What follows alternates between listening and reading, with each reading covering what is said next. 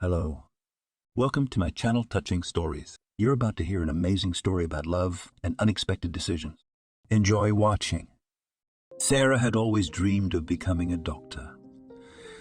She studied at school, and after graduation, she thought about going to medical school to graduate and start her professional career. "Well, daughter, have you changed your mind?" her mother always asked her. "Of course not. This is my dream, and I will pursue it and go to it," answered her. "All right, I'm counting on you." When a family has a doctor, it's wonderful. The woman came up to her and hugged her. They lived in a small town. And when after graduation Sarah was about to enter the school, she learned about the construction of the highway. The girl herself didn't know why she was so attracted to it, but she wanted it. "No, my dear, you first enroll, study, and then we will already think about the construction of the century," the woman said. Well, Sarah couldn't disobey her mother. They had always been together, always listened to each other, and now Sarah could not, just like that, leave the woman she loved more than anyone else in the world. She enrolled in college. The years of study began. Everything went well, even you could say excellent. The girl wanted nothing so much as to fulfill her dream and go to the place where she thought she was expected. First year, second, third, practice. She loved it all, but she wanted to help people. "Sarah, are you going to the dance tonight?" a friend with whom they shared a room asked her. "No, I'm not going," she answered her. And indeed, Sarah did not go anywhere.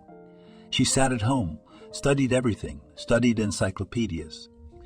She wanted to know more. She was one of the smartest on the course. Teachers always praised and prophesied a brilliant future for the girl.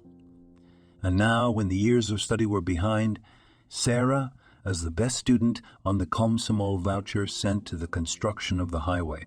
How she was looking forward to it. And now there was an opportunity to get a job there, to get a good salary, and with it, everything else.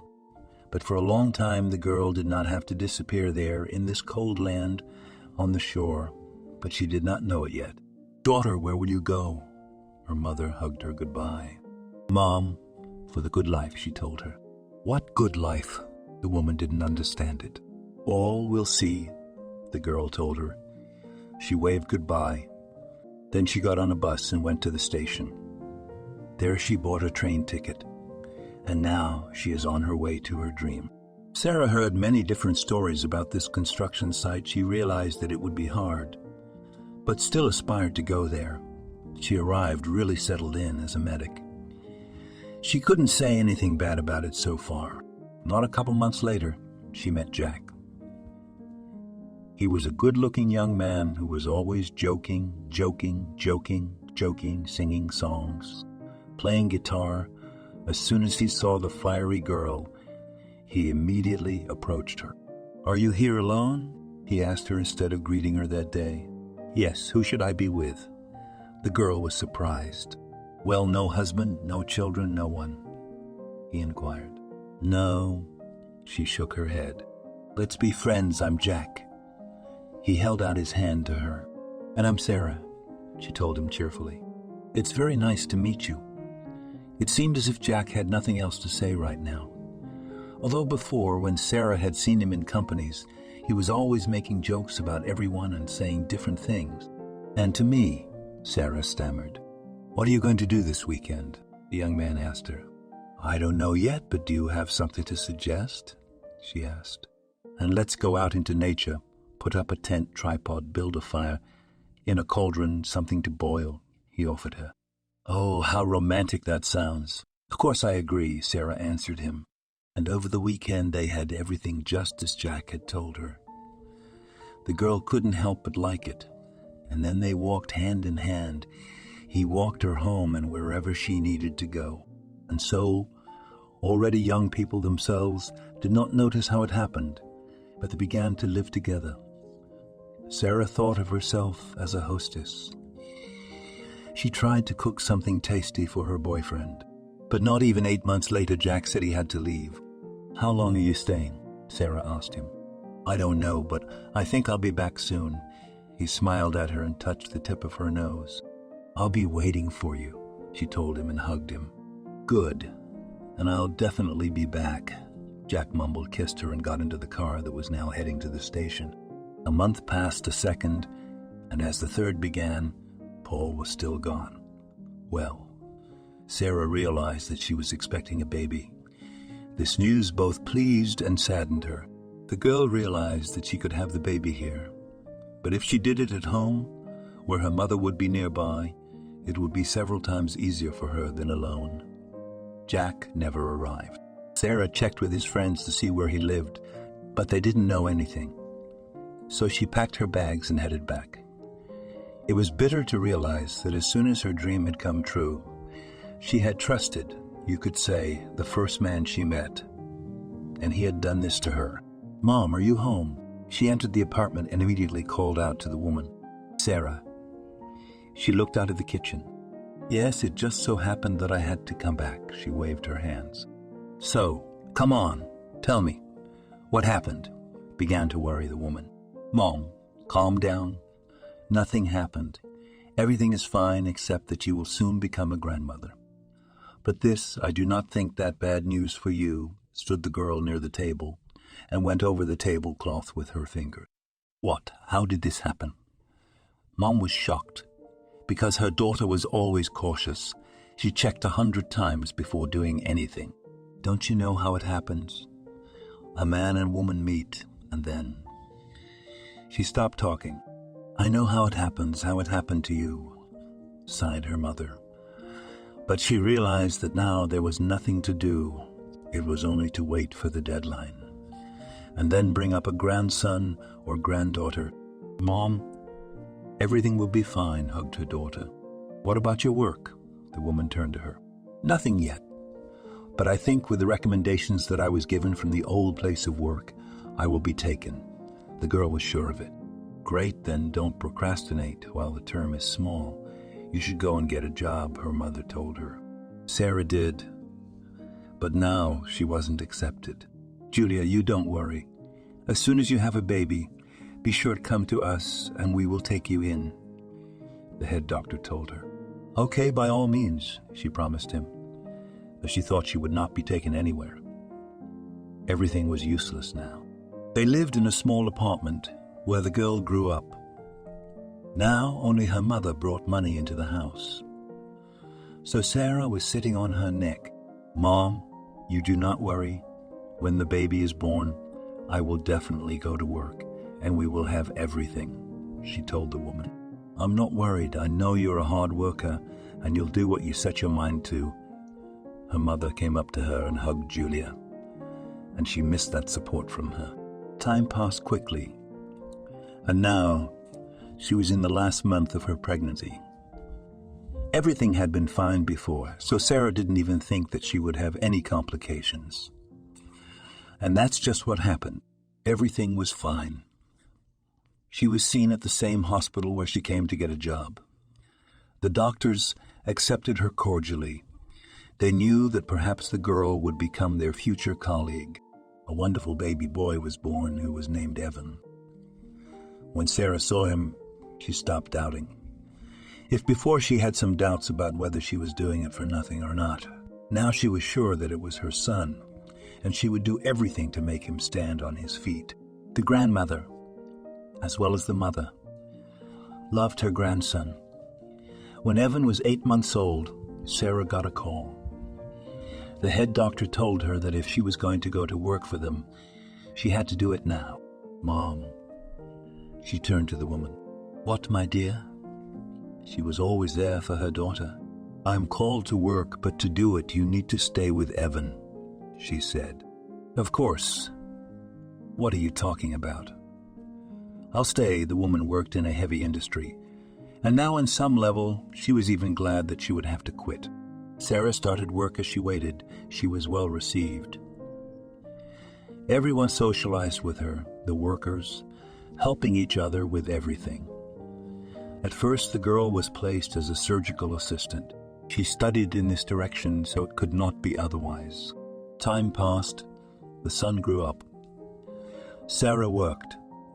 When Evan was 2.5 years old, the women decided that it was time for him to go to kindergarten. There, the regime, society, and everything else.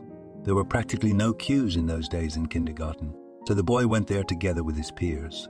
"So, Sarah, how is it going at work?" her mother asked her. "You know, everything is fine," she answered. "And I'm not feeling well." The woman sighed and sat down on a stool. "What's wrong with you? Why didn't you say anything?" The daughter was surprised.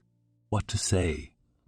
"I thought it would hurt and pass, but it does not pass and does not pass," the woman said sadly.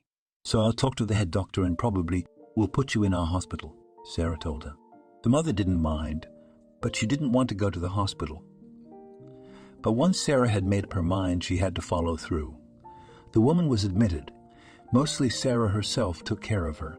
Of course, she couldn't stay in the hospital overnight. When she wasn't on duty, she went home to her son. But when she was on duty, both her son and she were at the grandmother's room. When the woman was discharged, she saw that Sarah was crying. She realized that no pills, no surgery, nothing would help her mother, and she blamed herself for missing the moment when the disease had just begun. "Daughter, don't get upset. Everything will be fine," her mother told her. "Mom, I blame myself for your condition," she cried silently at first. But then she couldn't hold back her tears when she talked or looked at her mother.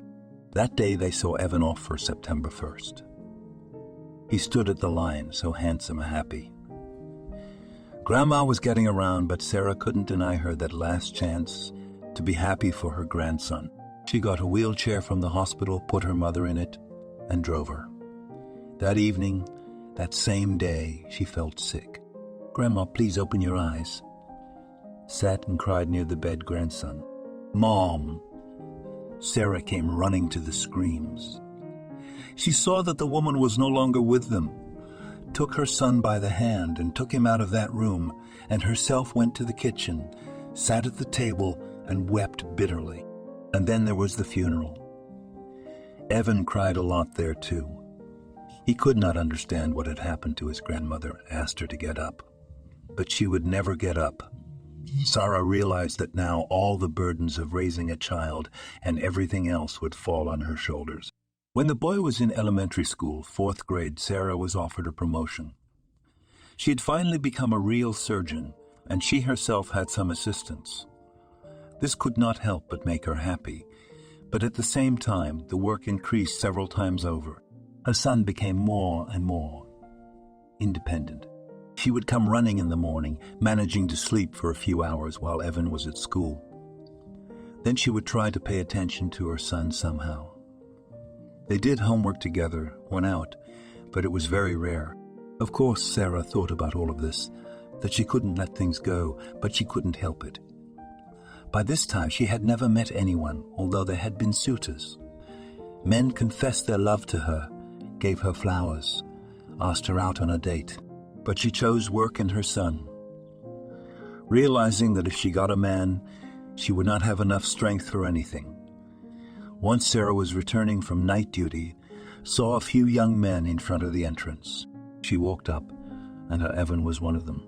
"What are you doing here?" she asked him. "Oh, Mom, come on home, I'll be right up," he answered her. Staggered, she realized that she had oversight somewhere and her son might have gotten involved with bad company. "No, I told you. Right now, we're going home together." She took him by the sleeve of his jacket and dragged him toward the driveway. "Get off," he wrenched his arm away. "How do you talk to your mother?" She didn't understand. "I talk to her how I want to talk to her," he replied defiantly. Sarah thought that the guy did not want to appear weak in front of his classmates and friends, or worse, a mama's boy. And the woman also realized at that moment that the kid was going through puberty. She walked up to the house, tears dripping from her eyes. Sarah realized to herself that she had given herself to her work and paid little attention to her son. And now, when Evan came up to the apartment and sat next to her on the couch, she tried to talk to him as gently as possible. "Evan, you realize that times are hard now. If you keep living like this, you'll never make it," she told him. "Mom, why didn't you tell me this when I was growing up?" but only now when I've already done something wrong. Maybe I did it to spite you. To draw your attention to myself, he told her with a note of anger in his voice. Forgive me, dear, but I'm trying for us. I work. I bring money to the house. If it were not for me, who would do it? She told him, and she herself was crying.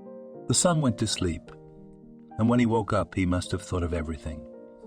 He went to his mother and hugged her.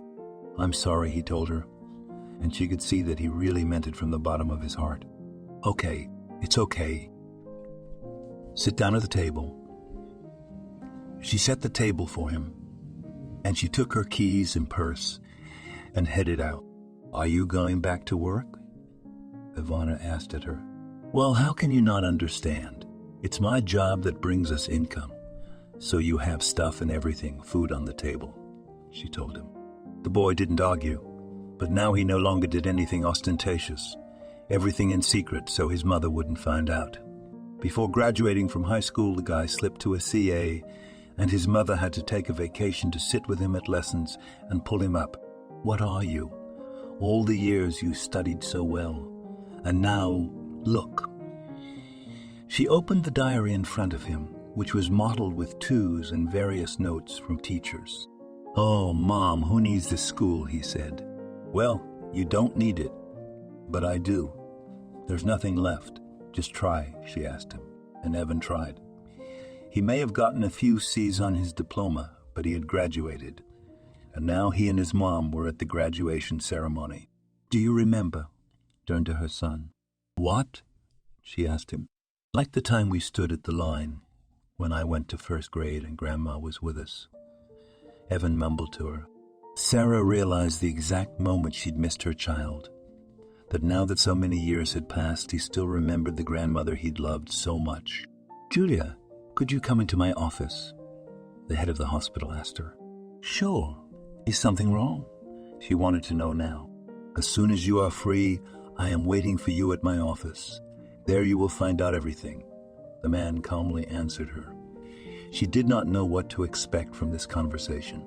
Usually the chief physician's office is not called just like that. Sarah stepped over the threshold. She tried not to look at the man sitting behind the desk. Have a seat, the man in the white coat told her. Thank you. She sat down on the chair that was near the desk. Well, Julia, I want to offer you the position of chief of surgery, said the head doctor. What? She was very surprised because there was no premonition of that. Why are you so surprised?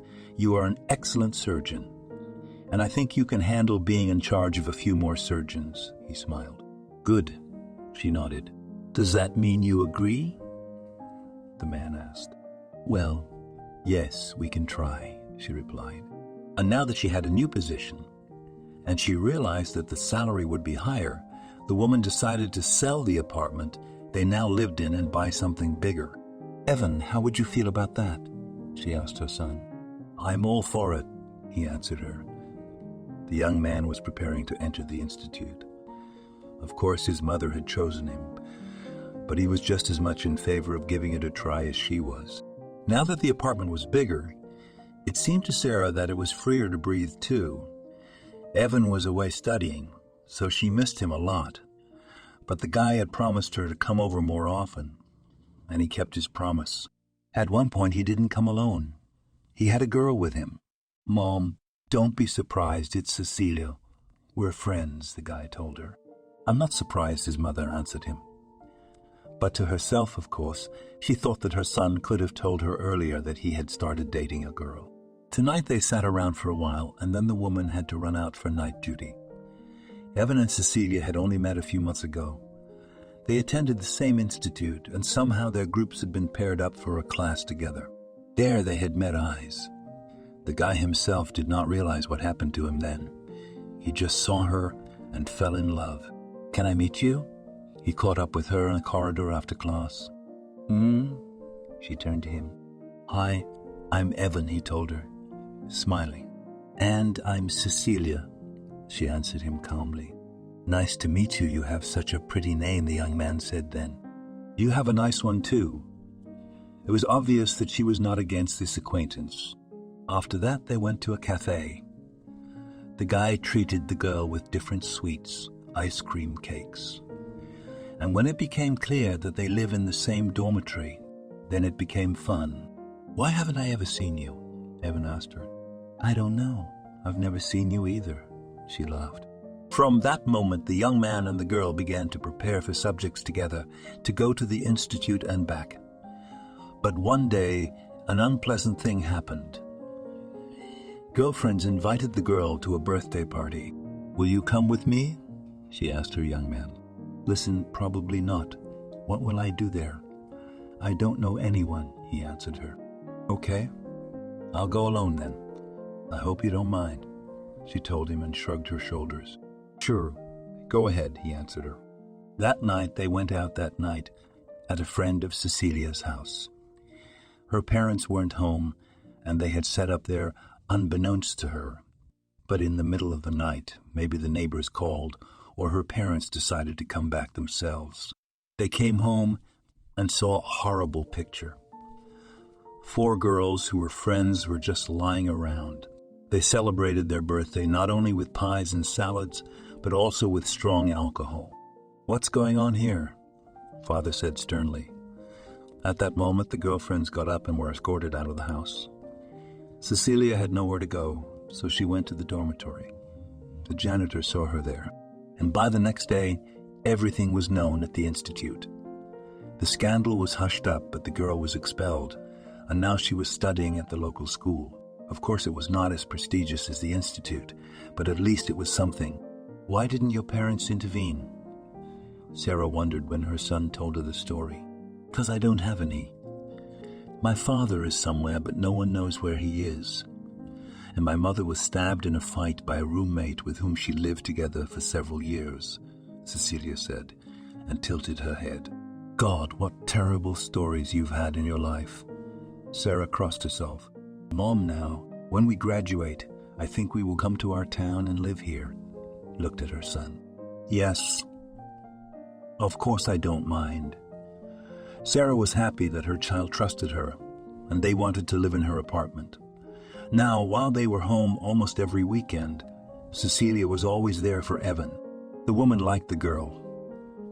She was economic, did everything around the house, never sassy, never rude, so she accepted her as a native. "Mom will probably get married," Evan told her once. "Evan, so graduate from the institute, there's only..." She showed him on her fingers. And indeed, Evan had only a few months left to study. Then there was practice, defense, state exams, and that was it. He had his diploma in his hands. Here, at the institute, Evan studied differently than at school. He took everything more seriously, realizing that his future and career would be connected with it. So he didn't slack off. Graduation was over, and Evan and Cecilia went to his mother's house, where they live now. "All right, guys, come on. You wanted to get married, and while it's summer, you've got to make the most of it. Warmth, berries, different vegetables, all your own. You got it all. So don't hesitate. Go to the registry office and apply," Cecilia told them. "Mommy, you're the best." Her son kissed her on the cheek. There were no relatives to invite to the wedding. The friends of the young man and the girl were also small in number. So the mother suggested to celebrate the wedding at home. Well, at home, Evan shrugged. On the appointed day, Cecilia went to her room to put on her dress. It wasn't even a wedding dress, but a simple white floor-length dress that flowed down her figure. "Oh, what a beautiful dress you have," said Sarah when she saw her future daughter-in-law. "Yeah, Evan gave it to me," she said. "Listen, I have a present for you," Julia told her. "What?" The girl didn't understand why she wanted to give it to her now. "Look." The woman opened a wardrobe and took out a snow-white hat with a veil sewn on it. "Wow, that's beautiful," Cecilia said then. "Yes, we once went to a foreign country with the team, and I bought it for myself. I don't know why and where I wanted to go in it, but now I understand why it was done." Julia put the hat on the girl's head, and she became even more festive, even more like a bride. They went to the registry office. The young people signed there. The guests gave flowers, congratulated. it was possible to go home, where Sarah had already set the tables. Everything went very cheerfully. Toasts were said, there were some contests. When the guests left, Sarah collected all the dishes, took them to the kitchen, and started to wash them. "Let me help you," Cecilia came to her. "Oh, come on. Go on, you have a young husband there." Sarah laughed at her. "Come on, look what a mountain of dishes." "Let me help you," said the girl. Together they did it quickly. Evan joined them at the end. He took a towel and wiped the plates and glasses. The young family was doing well. Evan had gotten a very good job, not without his mother's help, of course. He was now making good money and also had weight in the community. When 2 years had passed after the wedding, Sarah called Cecilia to talk to her. "Daughter, is there something wrong with your children?" she said to her. "I don't know," she shrugged. "Maybe you should go to the hospital to get checked out." Her mother-in-law suggested it. Cecilia didn't want to find out that something was wrong with her. "All right, don't let it be too late," Julia warned her. And then one day, Evan was offered a position in some distant city. "Where is that?" Sarah looked at him. "Come on, Mom." "It's $1 million city where we'll have everything completely different," he said. And now they began to get ready to leave. "Cecilia, why aren't you going?" My mother-in-law was surprised. "We decided that I would go first. I would get settled. I would find out everything, and then Cecilia would come," Evan answered. Understandably, there was a little more joy because Sarah realized that she would not be alone. It was only when her son left that her mother learned the real reason why Cecilia was staying here. "Mom, I want to talk to you," said her daughter-in-law to her, and led her to the sofa for both of them to sit down. "What's wrong?" She didn't understand. "I'm expecting a baby," her daughter-in-law answered. "That's good news, that's good." Sarah jumped up from the sofa and started walking around the room.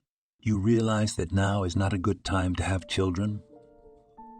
I wanted to ask you to arrange for me to have an abortion," said Cecilia, scary words for Julia, scary words for Julia. "Are you crazy?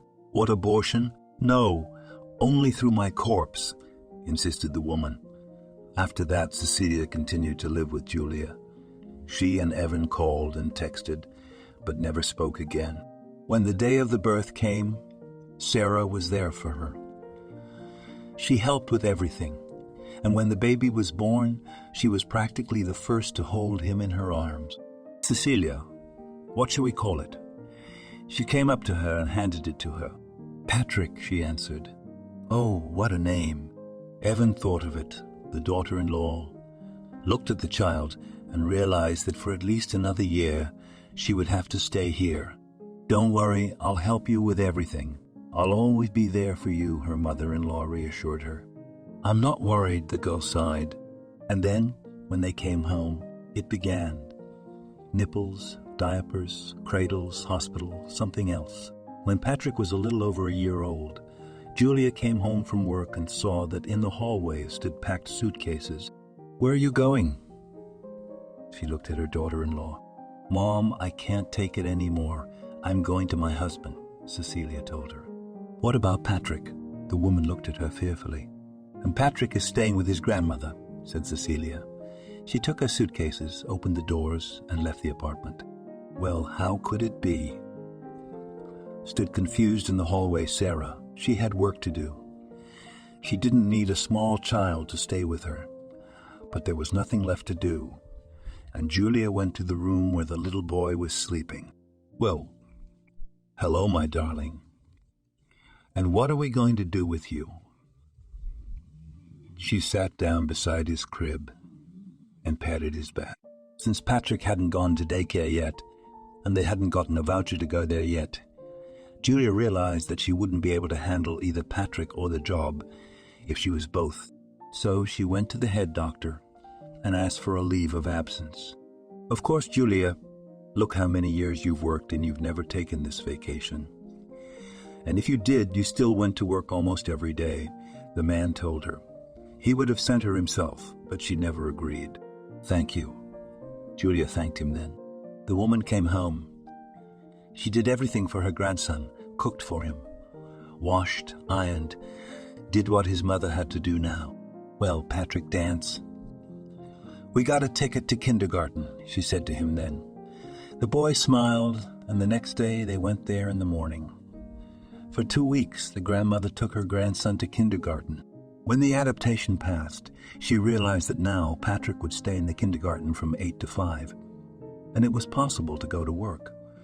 But what would happen with night duty? She did not understand. At first, the woman left her grandson, then with a neighbor, then with a girlfriend, then with someone else. The older Patrick got, the worse and worse was his character. He was disobedient. No words could not affect him. He was always fighting in the kindergarten when he was in the older group. He could bite someone. His parents were always complaining about him. Julia didn't know what to do, and she found only one way out of this situation: to quit her job. Everyone saw her off. Even those who were no longer working came. She cried. She gave so many years to this profession, and now, it would seem, there is still strength, but it is necessary to leave. Don't get upset. Everything will be fine. Take care of your grandson. Don't think about anything, her colleagues told her. All right, thank you, she answered them. Now the woman was at home. Apart from raising her grandson, she did nothing else, but it took so much time and energy, and she was constantly worried about him, nervous, which made her blood pressure rise. When Patrick was in 4th grade, she got a phone call. Hello, she said excitedly into the phone, realizing that the class teacher will not just call. Julia. Well, what is it? Patrick again fought with a high school student. His parents call you to talk, the woman said to her. Oh, of course I'll be there, Sarah worried. And the next day, she went to the principal's office, where the parents of another child were waiting for her. The woman was so worried that her blood pressure was up, and she thought she just wouldn't make it to school. They were sitting in the office. The principal was saying something. The other parents were also saying something. But Julia didn't understand anything now. When the principal noticed this, he quickly called an ambulance. Paramedics came straight to the school. Julia was taken away and admitted to the hospital. Oh, I can't stay in the hospital, she said. I have a little grandson and I have to look after him. So the doctor came to her aid. He gave her an IV, gave her a shot, and let her go home in the evening on the condition that she would come back tomorrow and spend the day here. The older Patrick got, the worse and worse he behaved. Julia didn't understand how normal parents with normal upbringing could raise such a child. In 7th grade, he started smoking. His grandmother immediately noticed the smell of tobacco on him. It got worse. Sarah called her son repeatedly. Evan, do you realize what's going on with your son here? I can't control him. I'm not at that age anymore. My blood pressure, my heart hurts.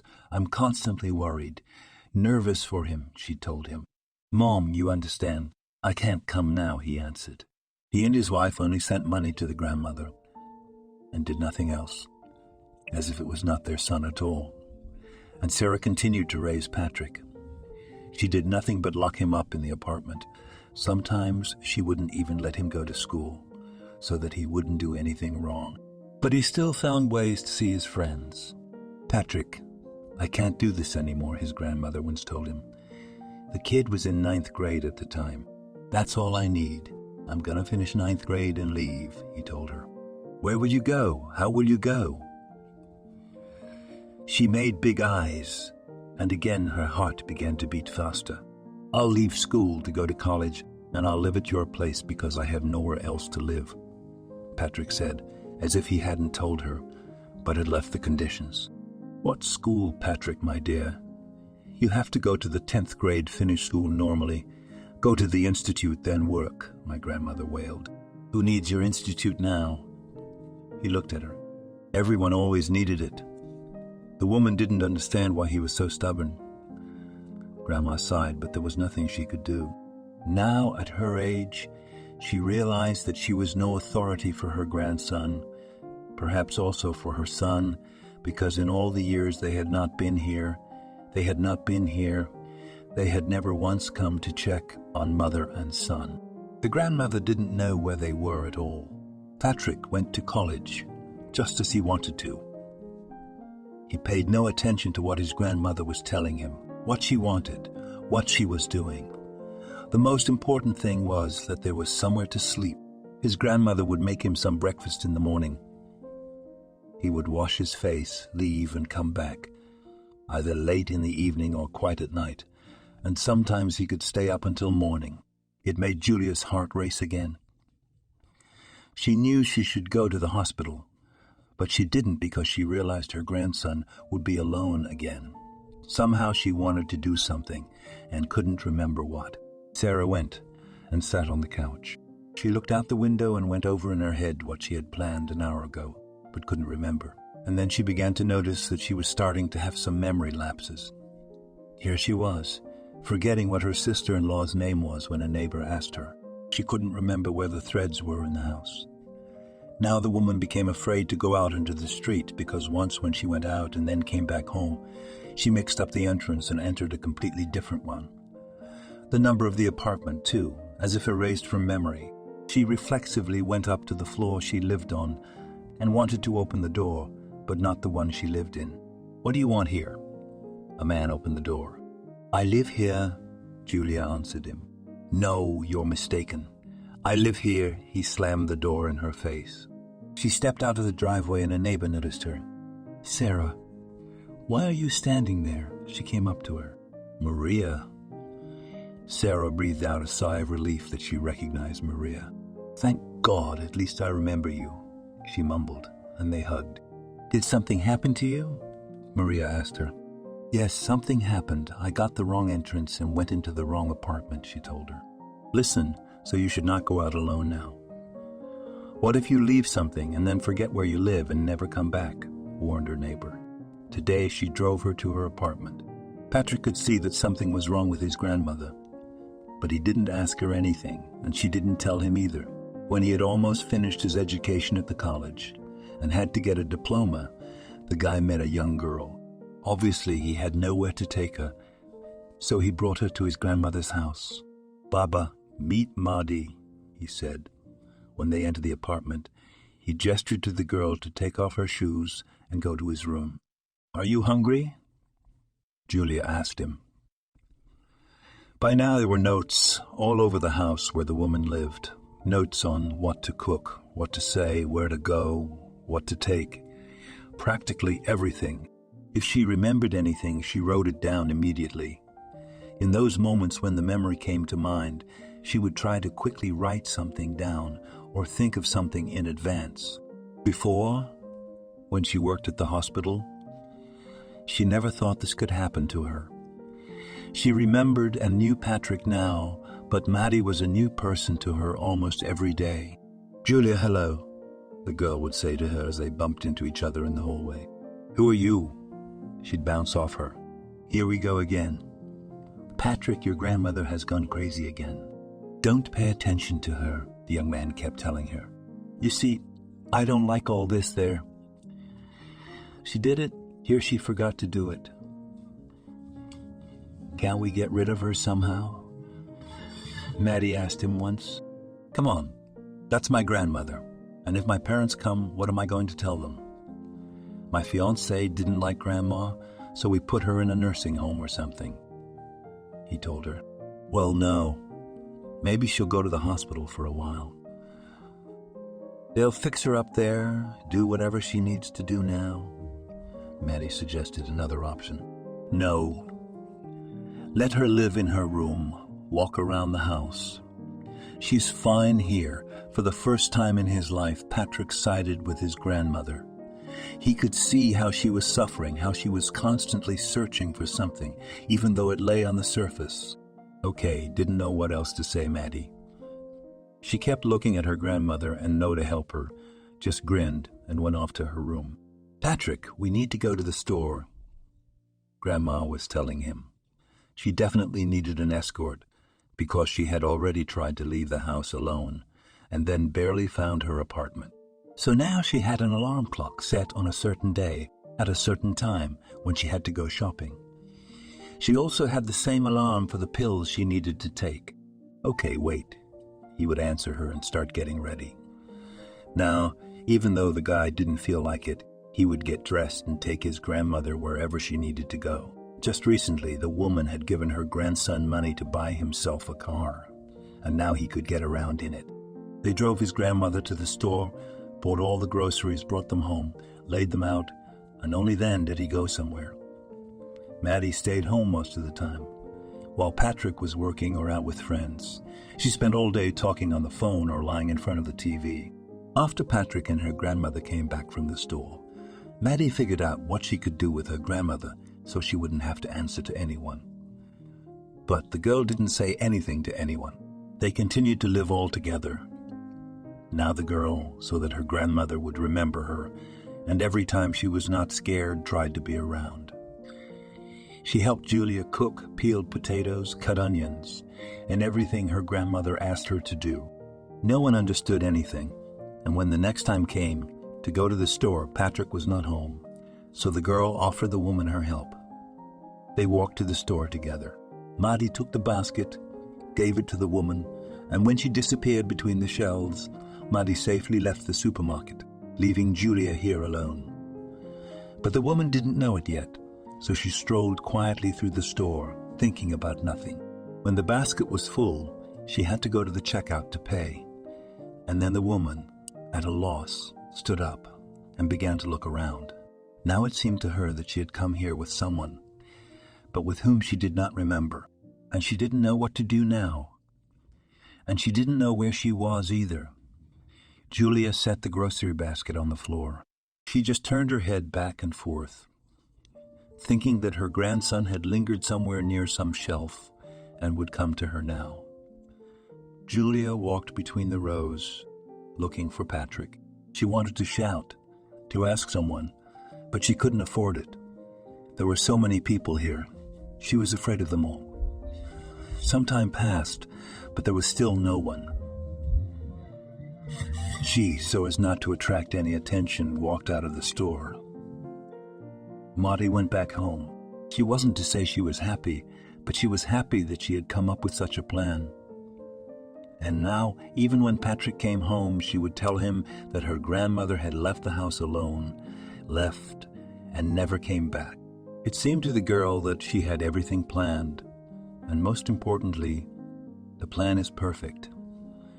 She went to the kitchen, decided to prepare a holiday dinner. The girl knew only 2 recipes that she had seen her mom make when there was an event in the family. It was French-style meat and Manti. But if with meat, Maddie could still somehow manage, then in Manti she doubted. The girl took out of the refrigerator meat, peeled potatoes, blanched tomatoes, sauce, as well as cheese were also here. All that was left was to assemble everything, put it on a baking tray, and wait for it to be ready. While the dish was cooking, Maddie went to her room, changed her clothes, got a bottle of wine out of the fridge. Then she sat down at the table and waited for her young man. Patrick came back.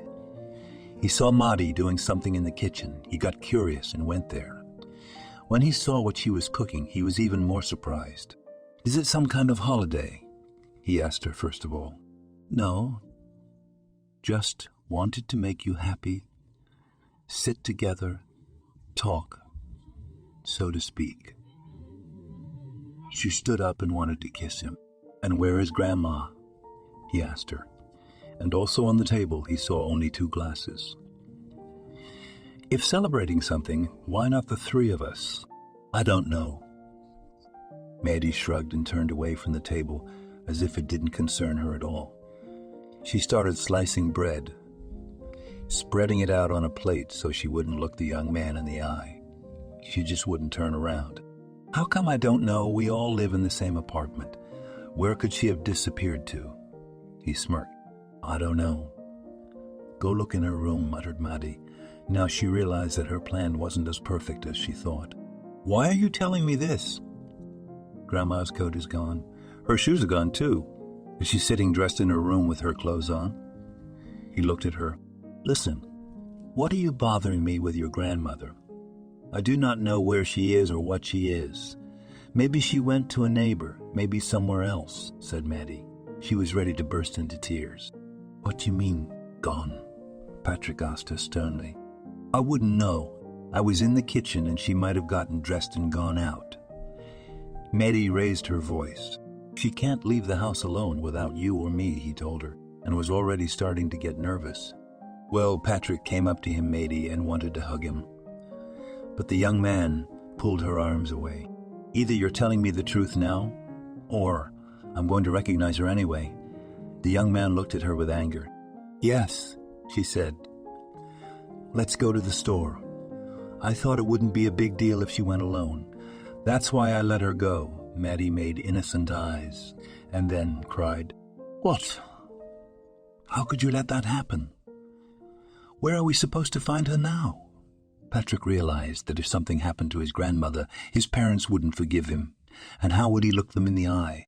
The boy quickly grabbed his jacket, got dressed, and went. It was very cold outside. He realized that his grandmother didn't have such a warm coat, and she wouldn't be able to stay out in the cold for long. He arrived at the very supermarket that they used to go to with her all the time. No matter how many times he ran around the store asking guards and salesmen and people, no one had seen the little unremarkable grandmother. No one could tell him anything now. Patrick had never worried as much about his grandmother before as he did now. He realized that the helpless old woman was alone in the whole town. She didn't know anyone, and even if she did, she might not recognize her. Where to go now? It would be getting dark soon. And where would she be at night? Patrick drove through the streets that were close to the store where he assumed the grandmother was. But he never saw anyone. Patrick drove back home. He was very angry. So, how's the search going? Maddie met him there. Nothing, Patrick mumbled. Honey, come on. I made dinner for us, she begged. You don't have a little tingle anywhere, do you? He looked at her. Oh, you'd think you loved your grandmother so much that you'd be worried now. She pursed her lips. Maudie, yes. Understand that this is her apartment. Now parents will call, ask how grandmother is doing. What will I answer them? Once again he asked her this question. You won't answer anything. You'll say she's asleep. The girl always had some excuse for everything. You're a heartless person, Patrick told her. He looked at the girl and couldn't understand how one could be like that. You'd think you'd better remember how you talked to her, what you said and what you did. She reminded him of his behavior. What does it matter now? What has already been? It is important what is happening now. He turned on the kettle, poured himself some coffee, sat down at the table in the kitchen, and began to think about what he should do next. All night long the young man plodded on without sleep.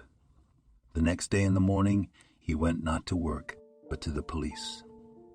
He had to file a missing persons report. Hello, he walked into one of the offices. Come in. A man in uniform looked at him. I want to write a report on the disappearance of my grandmother, sat down the young man on a chair, and stared absent-mindedly at the one sitting behind the desk. So tell me in detail what, when, and how, muttered the interlocutor and took a paper to write down. I don't know what kind of illness she has, but if she leaves the house, she can't remember where to go back to, Patrick said. When did this happen?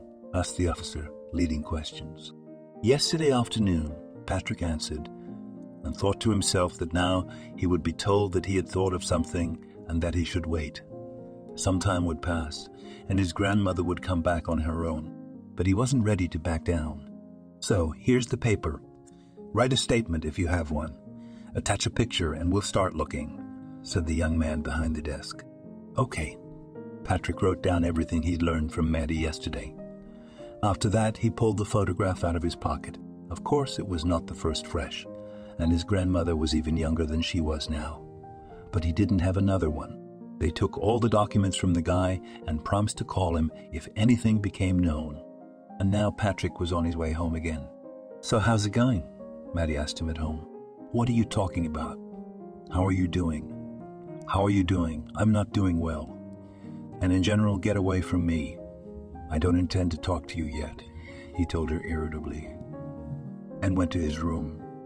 He had to think again. Patrick, I'm sorry. Please forgive me. I really didn't think it would be this serious, she replied, and again she made eyes at him and tried to hug the young man.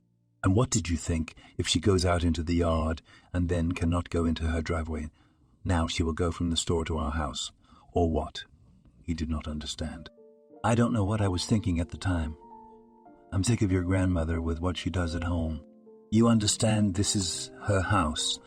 This is her apartment. She earned it herself. She bought it. She raised my father here. She and my mother lived here. Then at this point, Patrick thought, but in fact he'd only seen his parents on video, in pictures, and heard their voices on the phone. He'd never really seen them. Something made him feel resentful, but now all his thoughts were occupied only with the fact that he had to find his grandmother. Only she was always there for him. She forgave all faults, was always ready to support, and most importantly, loved him. And what if those to whom he applied quickly find out everything and find her? But she could not go far away, and the city here is not very big, calmly answered the girl. What if something happened to her? What if she froze? How much time has already passed, and she in such light clothes, maybe hit by a car, and now lies in some morgue? Indeed, yes, he'd been to the stores looking for her around town. But he hadn't called any hospital or morgue or anywhere to ask if they had received such a woman. The guy immediately grabbed his phone and started calling all these instances, but his grandmother was nowhere to be found. Tonight he went to bed because he realized that fatigue had come over him so much that tomorrow he would not be able to do anything. At night, the young man had various nightmares. He woke up several times in a cold sweat. Mahdi, on the other hand, slept a peaceful sleep. And how can you sleep peacefully? He said aloud to her. But the girl only turned over to the other side and continued to sniffle.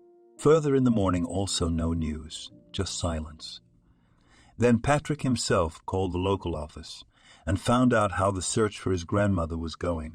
We're doing everything we can, was the only answer he heard. This did not suit him well, so Patrick began to look for ways to find his grandmother himself. And Julia walked down the sidewalk when she left the store. The woman thought she should at least recognize her house or yard. At some point, the woman thought she recognized the area, that perhaps it was her yard. She went to one of the entrances, sat down on a bench. There were some people here. Sarah sat and looked at them, thinking that maybe if she didn't recognize people, they would recognize her and someone would come over. But no one came up. They all walked past. It was getting dark. She got up and went to another yard, and this house seemed familiar to her. She sat down on the bench again. It was already evening. It was getting very cold. The woman shivered. She wanted to go somewhere else, but at that moment there was such a strong wind. A snowstorm was beginning. Julia looked around, and she could think of nothing else but to go into the entrance. The woman went into the entrance. She stood there, stomping her feet because it was not so warm here, too. Suddenly, the door opened, and a little boy ran in. "Grandma, what are you doing here?" He looked at her, surprised. "Hi, what's your name?" She leaned toward him. "Alan," he told her, but he saw that she was so cold that she couldn't even speak clearly. Her lips were blue, and she couldn't get a tooth on a tooth. "I'm Sarah," she smiled. "Why are you standing here?" He was curious. "And why are you running so late? Look what's going on outside." She wagged her finger at him. "I went for bread." He showed her a bag with a loaf of bread in it. "Where's your mom? You can't let such a little boy go shopping for bread." Julia stood there and reprimanded him. "My mom's sick," he told her. "Sick is bad." Julia grinned. She looked at the door of the entrance. Behind it she could hear the wind howling outside. Standing there, she remembered what this boy's name was and who he was in general. "Baba Sarah, don't you have a house?" the boy asked at that time. "No." "Is somewhere, but where I do not know," she almost cried. "Let's go to our house." He held out his hand to her. "Can we?" she asked him. "Why not? You'll freeze and die here," he answered her. Sarah grinned. but followed the boy because she had no other choice. They entered the apartment. The place smelled strongly of medicine. It was as if something popped into Sarah's head and she remembered.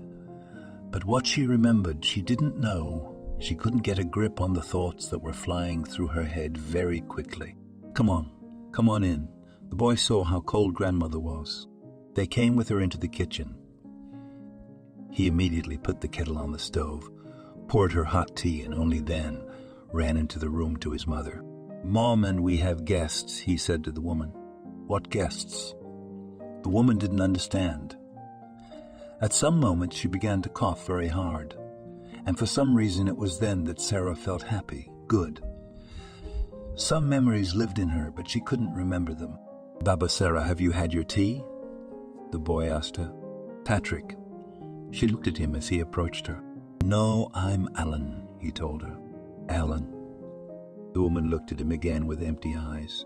He took her hand and led her into her mom's room. Here, Mom, meet Grandma Sarah.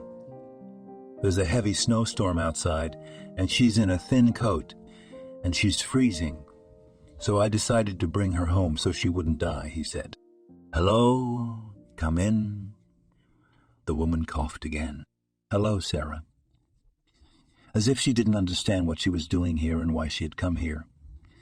She saw a thermometer on the table. Some pills went over. Took the thermometer and put it under the woman's arm. What are you doing? She didn't understand.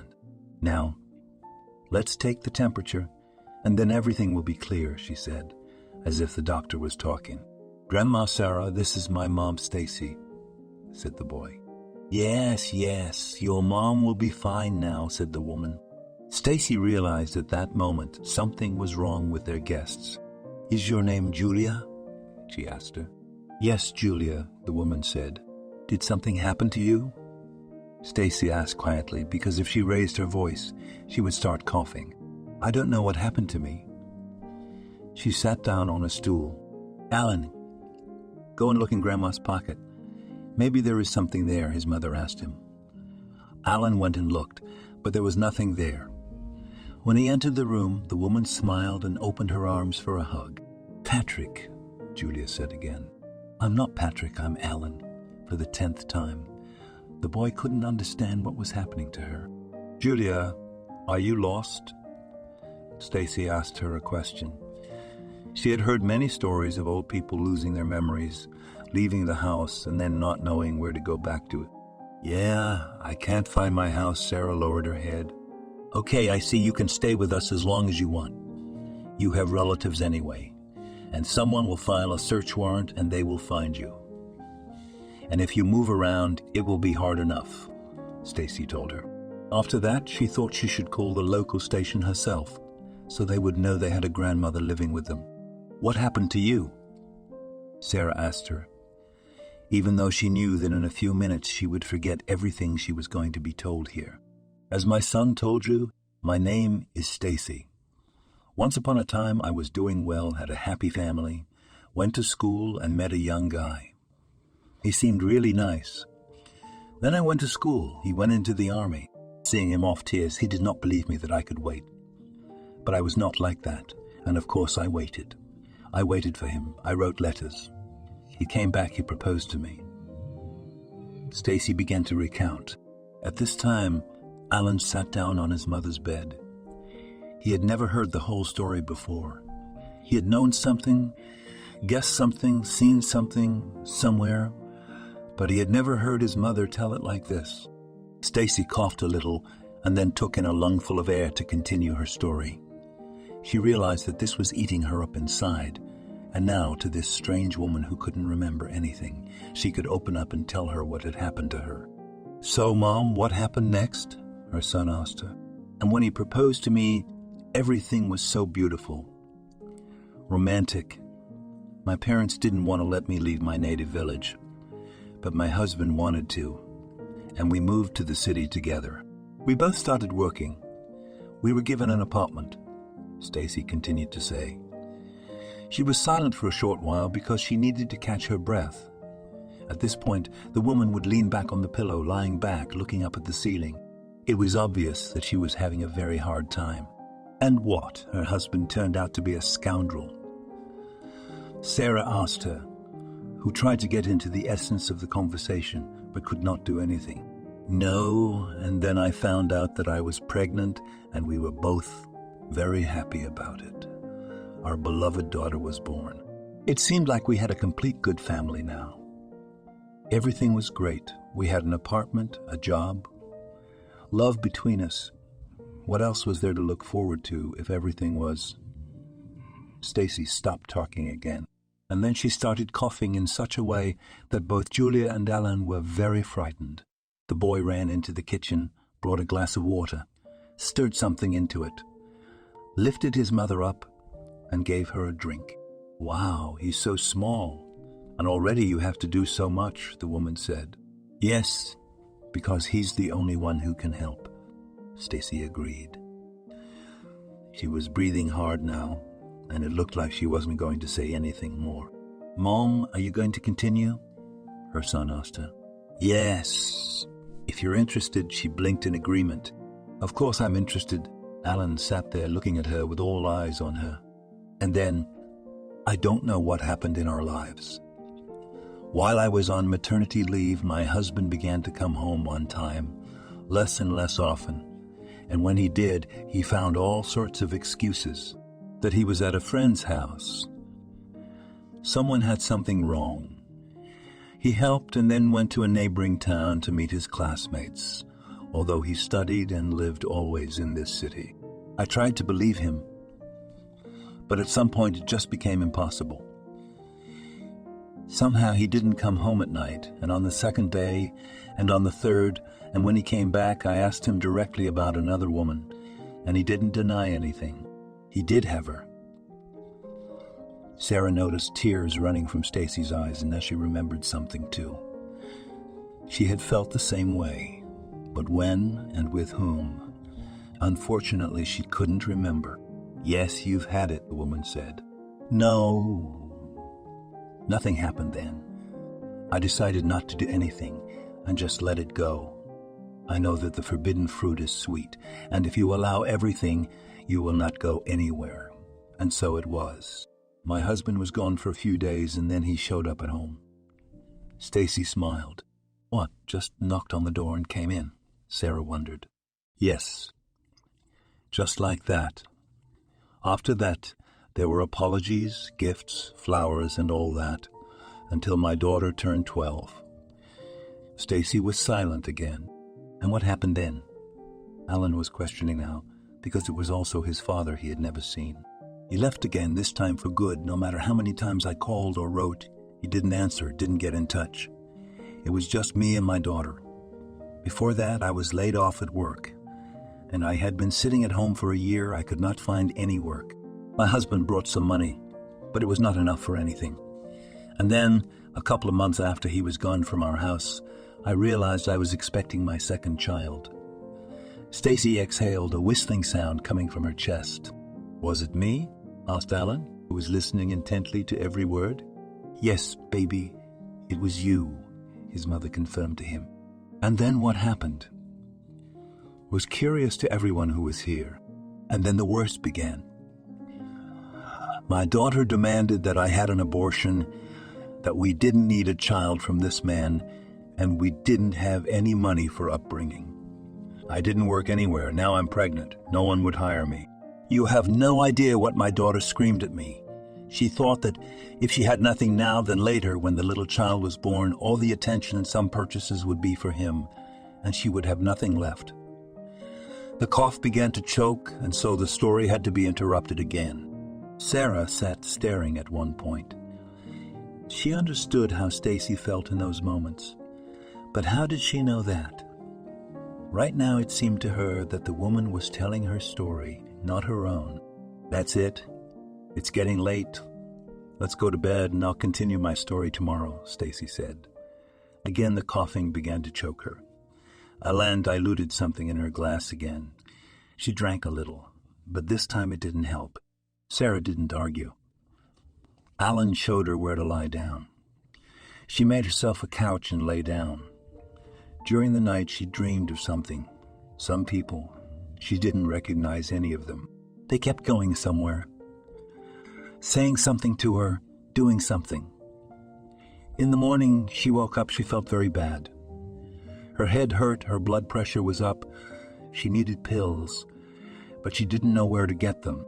"Alan, come here," Julia called out to him. "Yeah, what do you want?" He ran up to her. "Do you have a first aid kit?" she asked.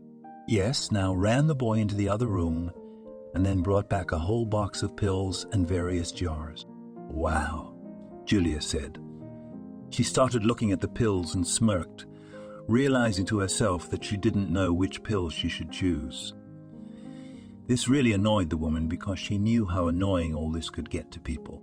"Go ask my mom what pill I should take for my blood pressure," she asked him. In a few minutes, the boy returned with some pills in his hands, and Julia took one pill. After that, she lay down for a while. She felt better. She got up and went to the room where Stacy was lying. "Good morning," she spoke. "Good morning." Stacy still lay like that. Sarah helped her up. They went to the bathroom, then to the bathtub. Stacy even tried to sit with them in the kitchen, but so far it was very difficult for the woman. Sarah went and found groceries in the refrigerator and made breakfast. At this point, asked Alan for a pen and paper and wrote down everything. What she did yesterday, she also wrote down that the boy who runs around, his name is Alan, so she didn't confuse him today. After breakfast, they all gathered in the room. Sarah wondered why the boy was at home and not going anywhere. "Because I don't have the ability to pay for kindergarten and everything that goes with it," the woman said. "Mom, come on, tell the story further," her son asked her. And what to tell? The pregnancy was normal. The daughter generally got out of hand. She started doing everything out of spite, going out, taking someone home. Stacy cried again. And waiting for Alan to come into the world. When I was 6 months pregnant, I was admitted to the hospital for observation. And when they took all the tests, the doctor saw that there was something wrong with my body. I couldn't do anything because I could harm the baby. So I waited. I felt that I was getting worse and worse. And when Alan was born, I had an MRI. It turned out I had a tumor in my larynx. I needed emergency surgery. I had to leave the baby with my big sister and go to the hospital. I heard from my daughter, but I needed to be healthy to raise my second child. The operation was done, and afterwards I felt very well. I went everywhere. I went everywhere with Alan. I devoted all my time to him. And then I had another infection. I had a slight fever for a long time, and they put me in hospital again. Stacy was sobbing now. "Mommy, please calm down." Her son hugged her. At that moment, my eldest daughter found a young man. She said that she was going to live with him, but she didn't want to know us at all. She warned me not to give birth, but I didn't listen to her, and so now she was very angry with me and just left the house. Stacy continued to say, "Well then, what happened to you after the hospital?"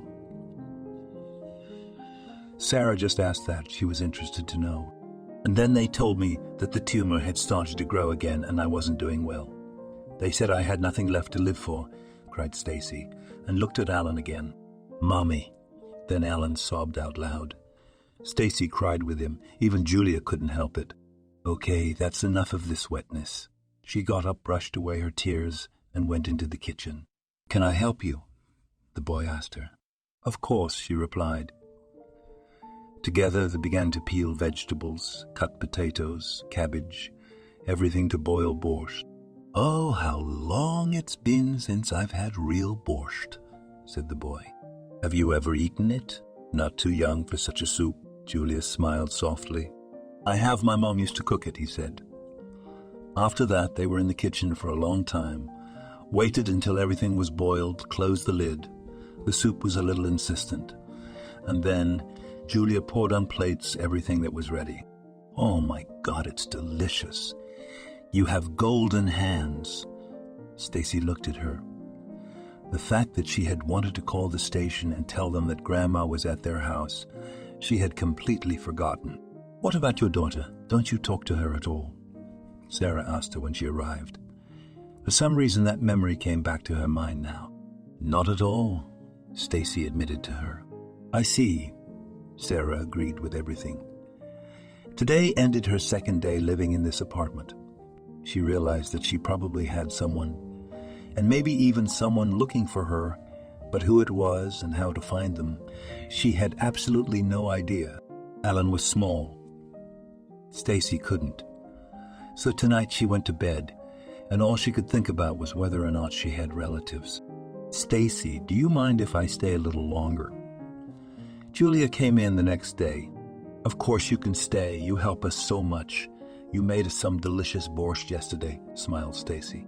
Sarah was now living in the apartment. She was doing a lot of things: cleaning the house, cooking, working out. She liked it a lot. "Grandma, why don't you and I play a game?" the boy asked her. When she heard the word, she wanted to latch onto some thought that had flashed through her mind again, but she couldn't. "I think I have a grandson too," she told the boy. "So we should definitely find him," he told her. "Yes, I understand that I have to, but I don't know how to do it," Julia sighed. The woman didn't know why, but she liked sitting next to Stacy. She'd tell her things and they'd listen to each other. Sarah turned the woman over when she had to. She could do it herself, but her strength was so low she couldn't do anything. One day, Stacy needed an injection. She usually did it herself, but now she had asked Julia to give her a shot in her buttock because the legs where she'd injected herself were bumpy. Sarah came over, took the syringe, drew the medicine, tapped the needle professionally, made sure there was no air left, and gave the injection without Stacy even feeling it. "Have you ever been a medic before?" Stacy asked her. "I don't know," Julia replied. "I see. I wish I knew something about you," Stacy said regretfully. A week passed. Another. It was clear that Julia wouldn't remember anything herself. She had to be taken to a doctor or something, but who would do it was unclear. Alan only knew where the store was, which was located on the corner of the house. Grandma couldn't have gotten there on her own, and Stacy couldn't help her, so they all stayed in the same apartment. "Stay with us forever," the boy told her. "Well, if no one finds me and nothing happens, then I'll have to stay with you," she said and laughed. By this time she was used to people, and they to her. In the house, Julia did everything right. She never forgot anything. She had everything signed everywhere, where everything was, what to take, what pill to take, what injection to give Stacy, and so on. She didn't even think about going outside, because she was afraid she wouldn't find the apartment. This morning, Julia woke up and went to the kitchen to make breakfast for herself, for Stacy, for Alan. She opened the refrigerator, took out the eggs. She decided to fry some slices of bread. In a cup, she mixed the milk and eggs, salted them, then cut the bread into quarters, and then soaked all the pieces in the mixture she had just made. She poured oil on the skillet. After that, she took the pieces out one by one and threw them in there. It smelled good, and Alan came running. "Baba Sarah, what are you cooking?" he asked her. "You'll see for yourself." She was already pouring tea into mugs and putting everything on the table. "Oh, it smells so good. I can't wait," the child said. "Alan, you don't go to kindergarten, but are you going to school?" a woman asked him once. "Of course I'm going to school. I already know all the letters, and I can count to 20, he told her. "Oh, how good. You'll show me all this tonight."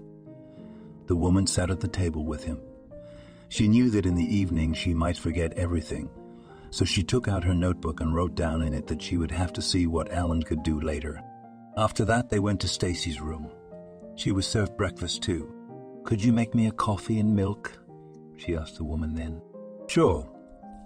That's the least I could do for you." Julia walked quickly to the kitchen so she wouldn't forget anything. After that, she did everything that the lady of the house asked her to do, brought it to her. "Thank you so much. I've wanted to do this for so long. But Alan didn't make me do it. So loaded," Stacy said quietly. She and Alan were sitting in the room when they heard Stacy start to cough. "I'm going to dilute her syrup in a cup now," Alan mouthed, and ran to the kitchen to get water. "Good," went Sarah to the woman's room. She lifted her head and sat her comfortably in the bed. Alan, in the meantime, brought a glass of water. He added some syrup to it like the rest of the day and handed it to Mom. It eased her breathing, but still, it didn't get any easier. When Julia saw that Stacy had her eyes closed, she thought she was going to sleep, so she and Alan went into the other room. "Do you remember you promised me you would show me what you could do?" Julia asked him again. Sure enough, the boy took out the big alphabet book he had and started showing the woman the letters he already knew. And then he did the same with the numbers. Sarah could see that this child was really developed. She only wondered who was doing the work with him. That's what she decided to ask him. He showed me the alphabet book in which batteries were inserted from the backside, and when you pressed on a letter, it sounded, "Wow, what a good boy you are." Sarah praised him. She was so used to this family that she didn't think she had ever lived anywhere else. She felt as if she had always been here. Alan was like a grandson to her. Every day she took him to the store, instructed him, gave him money, and the boy ran. He was not used to it. Sometimes Sarah would sit in the kitchen until something rattled or rumbled in the next room. Then she would shudder and remember that she was not alone, that there was someone else. "Baba Sarah, Mama is sick again. Alan came to see her this morning. He was almost crying." The woman saw how hard it was for that boy to live. She realized he was still so young, taking on such a big responsibility. They were going back into the room to help Stacy again. Today, Sarah could see that the woman wasn't feeling well at all. She was breathing so hard that it was frightening for her health. After Stacy felt better, Sarah decided not to leave her side. She stayed sitting in that room. Alan said he was very tired and went to get some sleep. Sarah sat up. She had already dozed off in the chair. The woman saw again in her dream. Some people, they were saying something to her. A young woman was threatening her with her finger, but who it was, he didn't understand at all. Sarah heard Alan screaming and opened her eyes. "Baba Sarah, look, Mummy's not well," he said to her. At that moment, Sarah looked at Stacy and saw that she was not only coughing, but as if she was choking. "Alan, quickly call an ambulance," the woman shouted. Alan ran to the phone, something he'd had to do more than once. He dialed the number of the ambulance, said that his mother was ill, dictated the address. He was told that the doctors would be there soon. What to do? He ran around the room, afraid that his mom was going to die. That was the worst thing for the boy. He often thought about it. He even had scary dreams. But he tried not to think about it. As usual, the boy ran to the kitchen, filled a glass of water, added the medicine to it, and they tried to pour it into Stacy's mouth. But it didn't work. "Alan, do you have any medical instruments at home?" Julia asked him. "What exactly?" The boy looked at her. He didn't know what she meant. At that moment, Sarah got up from her chair. She took alcohol from the nightstand and began to disinfect her hands. "Baba Sarah, what are you doing?" The boy looked at her. "Say, do you have any tools at home, syringes, scalpel, or something like that?" The woman spoke quickly. Sarah didn't recognize herself, how she knew such words, and in fact, why she needed all this stuff. The boy ran out into the hallway. He brought a suitcase of some kind. When Julia opened it, she was very surprised to see that it was a set of surgical instruments. She quickly put on gloves, picked up a scalpel, and started touching Stacy's neck. "Baba Sarah, what are you doing?" The boy was very frightened. "Okay, be quiet and come help me," she muttered. Sarah rubbed alcohol on Stacy's neck, went down to the chest, felt everything with her fingers, and turned to the boy. "Alan, have you ever had your mom on an IV?" she asked him. Stacy was already rolling her eyes at this point. She was almost completely white. "I don't know," whimpered the boy and sat down on the floor. "This is not the time for crying. Quickly look for the tube that is attached to the needle when you put the IV in," Julia said knowingly. "Where to find it?" "I don't know," whimpered the boy. He was very scared. "Alan, this is not the time to drool. Let's do something," She looked in the nightstand. There was nothing there. Then she told the boy to fetch an ordinary pen. He did, and now he was standing next to his mother, watching, as Baba Sarah wanted to make an incision right in her neck. "Please don't, she'll die," shouted the boy. "Okay, shut up, and hold it right here." She showed him where to put his finger. Alan did as the woman said. She wiped the body of the pen with alcohol, and then quickly made a cut, something else, and then inserted the pen. And that's when Stacy inhaled. No sooner had they done all this than they heard a knock on the door. Alan ran to open it. The paramedics were standing on the doorstep. They came in and saw the woman lying on the bed with a pen sticking out of her throat. "Who did this?" one of the men asked in a very stern voice. Sarah at this point felt sick to her stomach that she was suddenly drawn to help. "That broad Sarah," Alan immediately echoed. The nurse turned to the woman, held out his hand to her, and when Sarah put hers into his, he shook it firmly. "Woman, did you work as a doctor?" he asked her. "I don't know," Sarah replied. She was now sitting in a chair. Her hands were shaking. She knew she had done everything right, but how she knew that? Sarah had no recollection at all. As the others came in and brought the stretcher with them, they all looked at Julia respectfully, and as Stacy was carried into the ambulance, the one who had come in first looked at Julia again. "You did the right thing. If it wasn't for you, she wouldn't have lived to see us," he told her. "Good, the doors closed. The boy and his grandmother were left alone in the apartment. How did you know all this?" The boy pressed himself against her. "Alan, if I'd known," Julia cried. She realized she couldn't have done any of this without proper education, and she probably had it. Today they cleaned up Stacy's room, and the next day they went to see her at the hospital first thing in the morning. The woman was very afraid to leave the house, so she asked Alan for the number of a cab. He quickly went to the neighbor's house and found out everything. After that, he and Grandma Sarah called a car, and now he was to take them exactly to the address. Stacy was lying in bed. The tracheostomy was already visible from her throat. Sarah smiled at her. "Julia." Some woman came up to her. "Yes." She turned to her and gave her a blank stare. "Don't you recognize me?" The nurse smiled. "You know, my grandmother has some kind of illness. She forgets things all the time," Alan said to the woman who approached. "So, come with me." They left the boy in the room with his mother and went down the corridor. Sarah was now sitting outside some office, waiting for the girl who had greeted her to come out. Not a few minutes later, a man came out of the office. He looked solid and looked at the one who was sitting in the corridor. "Julia, hello. Why didn't you go to the hospital when it happened to you?" He came up to her and took her hand. "I don't know what happened to me." She looked at him. "And what about your relatives? Why didn't they do anything about it?" "Don't ask me anything because I can't answer you." She lowered her head and cried. "All right, let's go. You'll be examined." He led her to some office. Everyone recognized her. Everyone knew her by name. The woman was given some procedures, MIRI tests and everything else. And Julia didn't talk to anyone. She just kept quiet because she didn't recognize anyone who was here. When everything was over, the head doctor of the hospital ordered that Julia be given a separate room, and they put her there. "No, I can't leave Alan alone." The woman turned to them. "Don't worry. We'll take care of him." The man who had met her first told her. And indeed, another bed had been placed next to Stacy's, where Alan could sit.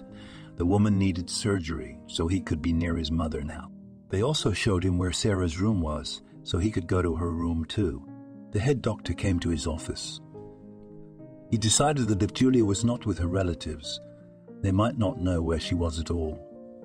He dialed the woman's home number. "Hello," he heard the phone ring. "Hello, this is Donald, the head doctor of the hospital where Julia used to work." He introduced himself.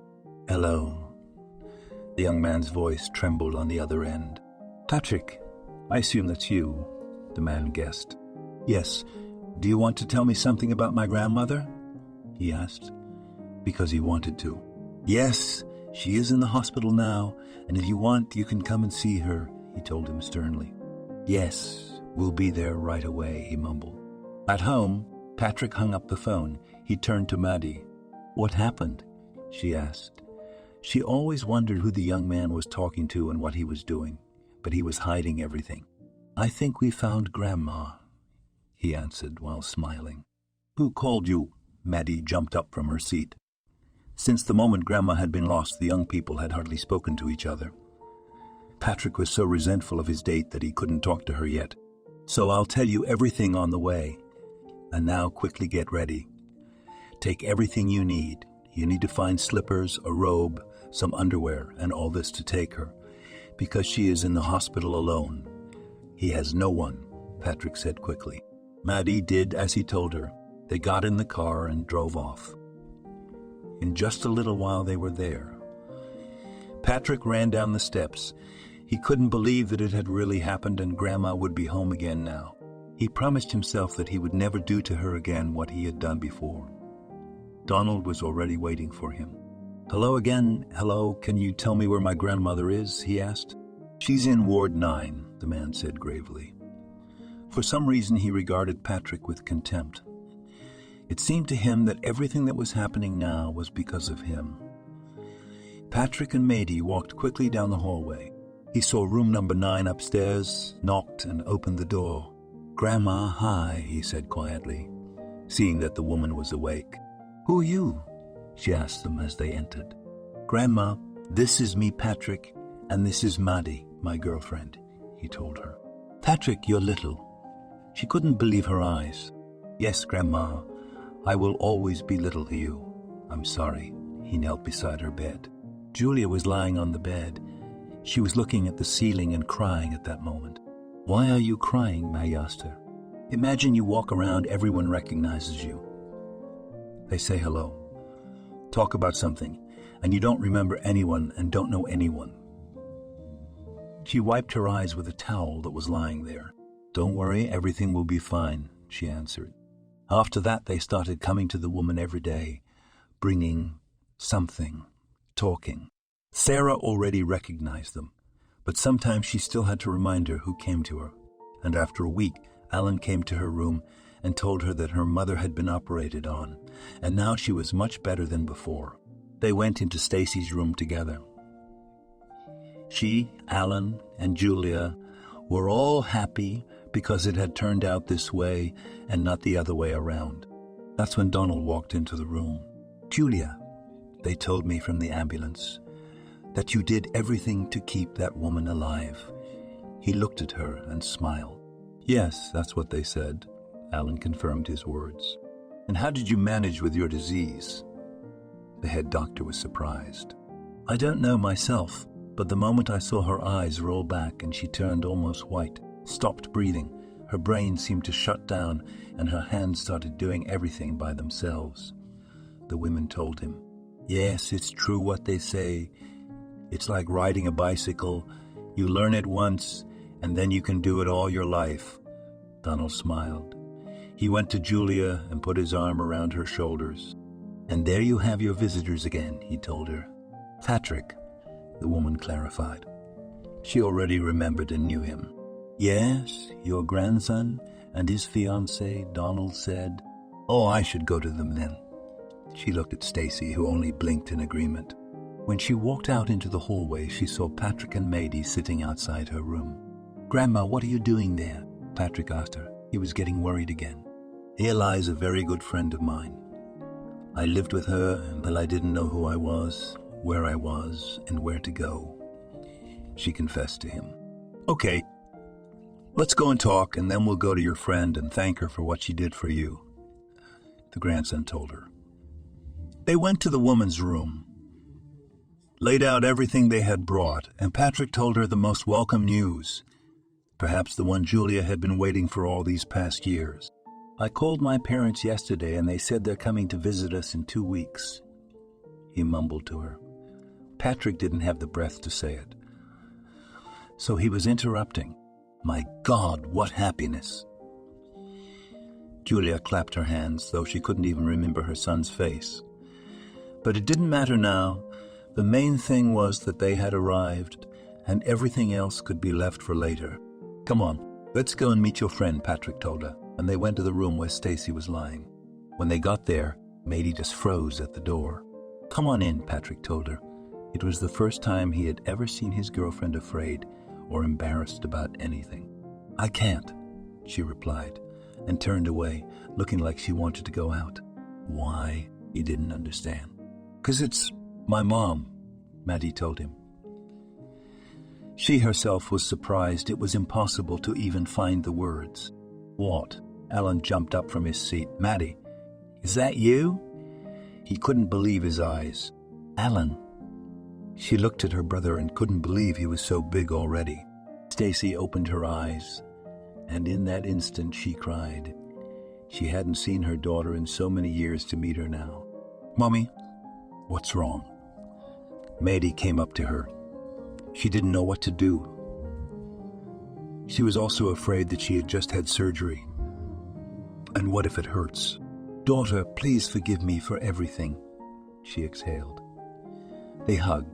"Yes, I have nothing to forgive you for," both cried, "because not every day such situations happen." "Wow," stared Patrick at this hug. "What surprised you so much?" Sarah turned to him. "How could it be that your mother was the one who got my grandmother after you took her to the store?" The young man spoke. They were all sitting in Stacy's room. Alan climbed onto his sister's lap, at which point Donald walked in. "Oh, I see you two are getting close," he told them. "I am," and they told him who was related to whom. "Wow, that's fate," he said. "But you don't know the most important thing. Your grandmother probably didn't tell you that. Not only did she live with Stacy, but she saved her life," the man said. "What do you mean Julia doesn't remember anything?" Maddie didn't understand. "If it wasn't for your grandmother, you would never have met your mom again," the doctor told them. A month later, as promised, Evan and Cecilia arrived. When they entered Julia's house, they immediately started hugging her. "Who are you?" She looked at her son with surprise. "Mom, don't you recognize me?" Evan kissed her on both cheeks, and tears ran down her cheeks. "Son." She spoke as if she was trying to guess who had come to see her. "Yes, I'm sorry for all the times I didn't come, for leaving you with that little brat." He looked at Patrick. "Julia, it's so good to see you." Cecilia hugged her. The woman looked at her as if she were a specimen in a museum. Evan and Patrick went to see Donald the next day.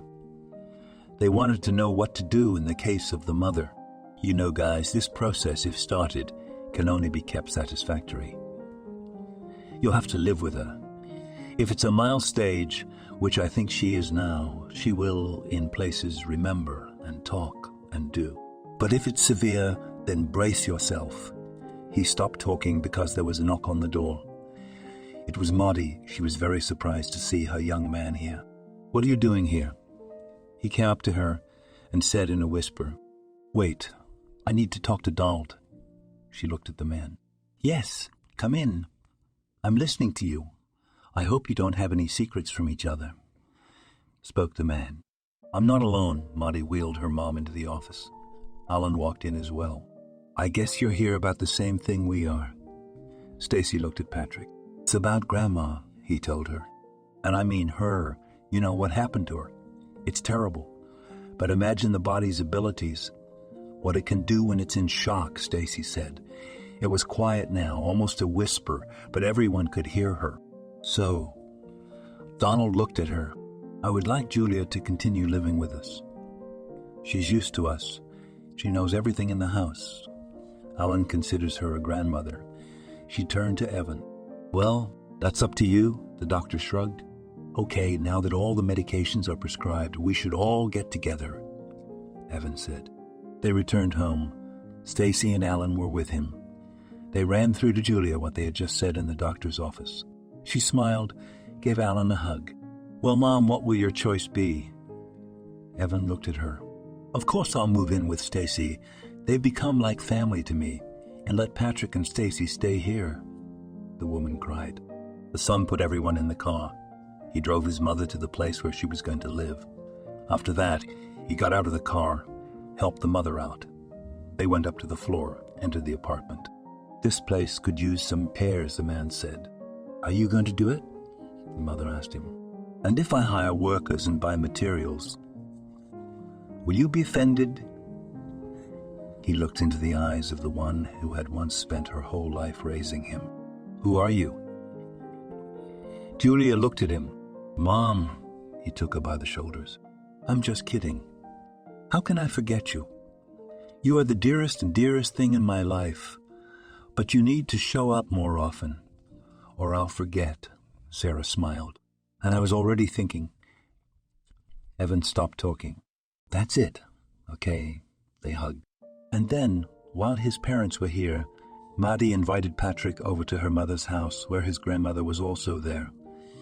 Evan and Cecilia drove up as well. There the young man was getting ready to propose. "Just please be happy," the grandmother said. "Yes, like us," smiled Cecilia, and kissed her husband. "No, don't leave your children behind either." Evan wagged his finger at the soon to be newlywed couple. "Everything will be fine," Maddie at this moment hugged her mother. She did not understand how she could leave her then. And most importantly, she hadn't thought about it for so many years. Now she felt the same way as Patrick did when her grandmother was lost. The young went to the registry office. There they wrote a statement. In a month they were to have a wedding. "How good it is to be young and happy," Julia said. "Grandma, don't be sad," Patrick came up to her. The groom's father bought him and the bride fancy wedding suits. No one was mad at anyone. Basically, everyone was to blame for what had happened. Now everyone has forgiven each other. No one held a grudge. "Do you agree?" The woman at the front desk said. "Yes," said Maddie. "Yes." Patrick looked at her. They congratulated each other with a kiss and then twirled in their first wedding dance. "Your grandmother is going to be a great-grandmother soon," whispered Maddie in Patrick's ear. "Are you serious?" He looked at his beloved. "You think it's something to joke about?" She leaned away from him and looked into his eyes. "How long have you two been dancing?" Evan approached them. "It's okay," Patrick answered him. They drove to the restaurant, and while everyone was seated, the groom approached his grandmother and kissed her. "Who are you?" Julia looked at him. Hi, he realized she was joking with him. The woman had gotten used to it lately. She squeezed his hand and kissed it. "I wish you well." Tears rolled from her eyes. "I have an announcement to make." Patrick finally got up from his seat. "We're listening to you," his father told him. "A new addition to our family is expected soon, and my grandmother will change her status. As will you parents." He looked over to where Julia was sitting. "Thank you." She sent him an air kiss.